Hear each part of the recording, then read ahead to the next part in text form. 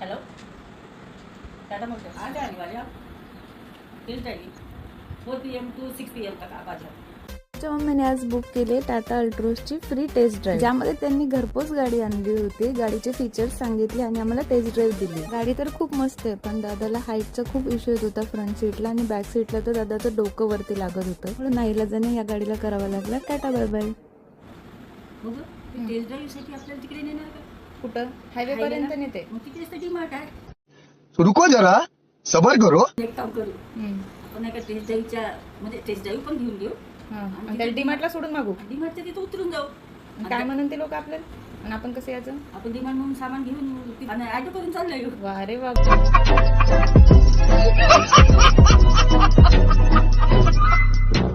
चालेल ना? शाबास मदर इंडिया। काय होतं?